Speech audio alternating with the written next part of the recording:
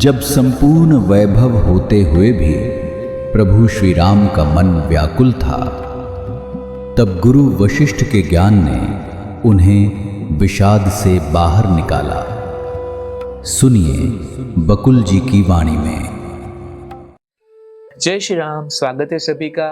जनक राजा की बात आगे चलती है। आज 25 मई है। आज का श्लोक है, चित्त चंचल संसार आत्मनो न सुखायते, शम में ही शमाच्छांतम सुखम सारम अवाप्यते। हे मेरे अस्थिर मन, यह सांसारिक जीवन तुम्हारे लिए सच्चा सुख नहीं ला सकता, इसलिए समभाव की स्थिति प्राप्त करो। इस समभाव में भी तुम शांति, आनंद और सत्य का अनुभव कर पाओगे। जनक राजा के ये शब्द थे श्लोक के द्वारा। अब वशिष्ठ जी क्या कहते हैं?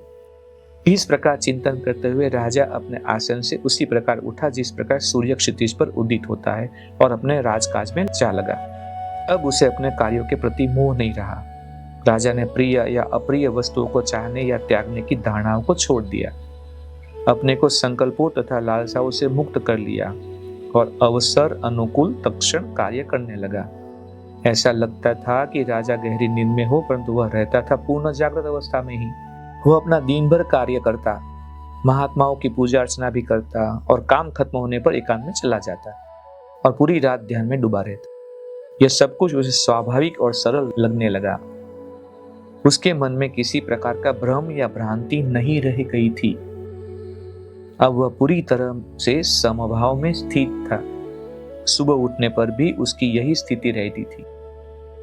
राजा जनक ने अपने मन में यह सोचा श्लोक, हे मेरे अस्थिर मन, यह सांसारिक जीवन तुम्हारे लिए सच्चा सुख नहीं ला सकता, इसलिए समभाव की स्थिति प्राप्त करो। इस समभाव में ही तुम शांति, आनंद और सत्य का अनुभव कर पाओगे। जब तुम बिना अनुशासित हुए अपने अंदर उल्टी बातें सोचने लगते हो, तब तुम्हारे अंदर सांसारिक भ्रम फैलने लगता है। जब तुम सुख की इच्छा करते हो, तब तुम इस संसार रूपी भ्रम की असंख्य शाखाएं फूटने लगती है। विचार ही है जो दृश्य संसार का महाजाल रचता है। अतः इस सनक को छोड़ो और संभाव प्राप्त करो। अपनी बुद्धि से तोलो कि इंद्रिय सुख अधिक मूल्यवान है या शांति का आनंद। तुम जिस सत्य तक भी पहुंचो उसकी प्राप्ति करो, जहां तक कर सकोते हो। सभी आशाओं और प्रत्याशाओं को छोड़ो, कुछ पाने या छोड़ने की इच्छा को भी छोड़ो और स्वतंत्र होकर विचरण करो। दृश्य संसार सत्य हो या मिथ्या, वह बने अथवा मिटे, पर उसकी अच्छाई बुराई से अपने समभाव को विक्षुब्ध मत होने दो। तुम्हारा कभी भी इस दृश्य संसार से सच्चा संबंध नहीं होने वाला। यह संबंध तुम्हें अज्ञानवश ही सच्चा प्रतीत होता है। हे मन, तुम भी झूठे हो और यह संसार भी झूठा है। इस प्रकार तुम दोनों का संबंध रहस्यमय ही कहा जाएगा। यह संबंध कुछ वैसा ही है जैसा बांझ और उसके पुत्र में होता है। यदि तुम सोचते हो कि मैं सत हूं और जगत मिथ्या है, तो तब दोनों में वैध संबंध हो ही कैसे सकता है? यदि दोनों सत है, फिर हर्ष और दुख का औचित्य ही क्या? दुख को छोड़ो, गहन ध्यान करो। इस संसार में कुछ भी ऐसा नहीं जो तुम्हें पूर्णता प्रदान कर सके।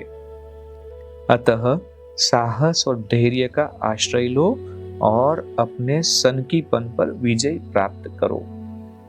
जनक राजा अपने मन के साथ ये संवाद करते हैं और यहाँ पे हम विराम लेते। कल देखते आगे क्या होता है। तब तक के लिए जय श्री राम। इस ज्ञान यात्रा में हमारे साथ बने रहने के लिए चैनल को सब्सक्राइब करें और बेल आइकॉन दबाएं।